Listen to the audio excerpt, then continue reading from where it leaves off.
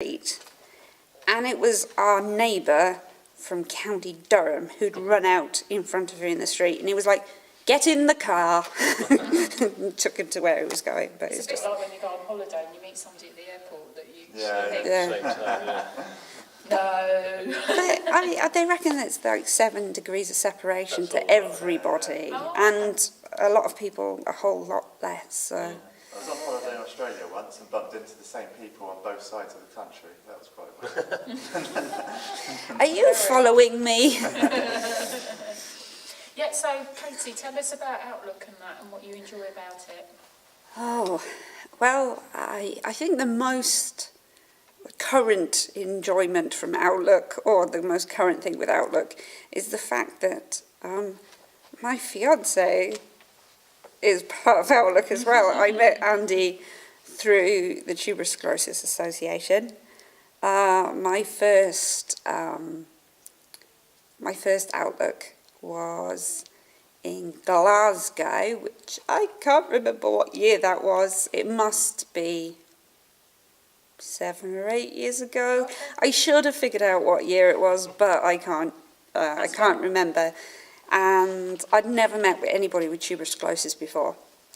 And I said, "Look, Mum, I cannot go to this by myself. Would you come with me?"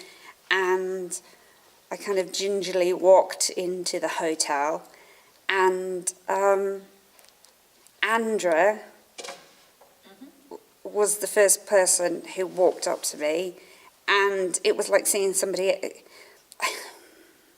I don't think there's any kind of real diagnostic-ness to it, but I think you can kind of see people with TS, and it's not just because the facial rash. I think I don't know this. I just, but it was like seeing somebody who looked like me, and then I suddenly was. Well, with me, I've always been known as having a smart Kevin.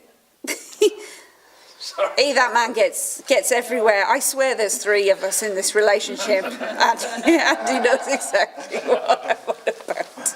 Yes, there's me, Andy, and Kevina. Anyway, what was I saying? Yeah, I walked into the hotel that the Outlook was going on in Glasgow, and it was like there was a load of people who looked like me, and none of them looked at me and kind of went, "Ugh, she looks weird."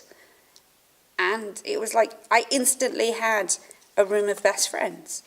Brilliant. And secretly there was a tall, dark-haired gentleman in the room who I thought was quite good-looking. Anyway, but nothing happened romantically at that point. But so we went to Glasgow, made loads of good friends. Then went to York, and I was pregnant at this time with my first little boy, and I'm lucky both my children do not have tuberous sclerosis. But we went to York, and that was the last one Mum came with, because Mum was really poorly, and it's sad because she was a member of Outlook, really. I know she was my mum, but she was also a member of Outlook.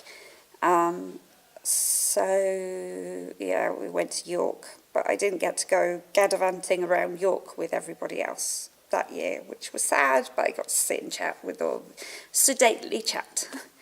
And then Manchester happened, and I think Manchester was the kind of point. We went to Manchester, and I'd intended to talk more to Andy, and I didn't get a chance to, so I messaged him afterwards and said, "Sorry, I didn't get to talk to you much." And then, yeah, that was kind of... There was a lot of talking, and then suddenly there was me and Andy in a relationship, and yeah, so it's Outlook's fault that I am now engaged to Andy, and he's wonderful, and he's not blushing, strangely enough. But but yeah, I think Outlook's been great. It's I made a piece of artwork for the competition, and I kind of tried to sum up how it was before I met the people in Outlook, because I did feel a bit isolated, and I did feel like I had this weird disease that nobody could spell. Everyone thought was tuberculosis, and I would say, no, not tuberculosis, I have tuberous sclerosis, and they go, what? And yeah, I would say about it, and they just look at me like, okay, you're weird. And it's not great when you're a teenager anyway, because kids are cruel, but kids are especially cruel if you have something really weird. And I have met some friends, well, no, I met like a second family. Well, not even a second family, it's just family. You know, these are people I will know until I, you know, shuffle off this mortal coil. You know, proper family. And it's great. That's lovely. Really nice. So what do you do, Katie, in your sort of spare time, if you have any? I must admit, I've been really poorly. So, unfortunately, I have a lot of spare time. And I do, like, arty stuff and craft stuff. And lots of fundraising for the TSA. I had a bit of a bucket list. I turned 36 a few days ago. And I thought, I'm going to have a bucket list of things I would like to do before I was 40. One of them was to have my nose pierced, and whether I'm regretting that or not, I'm not sure.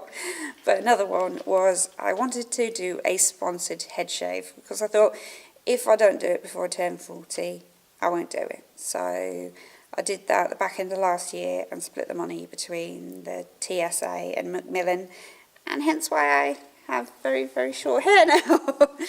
But I like doing things like that. Andy and me, our first date, if you would like to call it that, and I realised he was a keeper, was I did the Great Manchester Swim in 2014, which is a mile around Salford Quays. I was all right. I was in a wetsuit, but it was raining a lot. And bless. Kevin actually came to support us as well, and Andy and Kevin were stood on the side of Salford Quays, like two drowned rats, bless them. And they didn't look really happy, but they didn't complain. And I thought, you know what, if he does that, and he stands there for like an hour whilst I swim around a big, you know, kind of quay side thing, I thought, well, if he does that, he's definitely worth keeping. And he didn't complain much, so. But, yeah, so I like doing things for the TSA to, like, raise pennies, and I have no shame. So I will dress up as anything, and I will do mostly anything. As I don't do, like, couldn't run anymore or throw myself out of a building, out of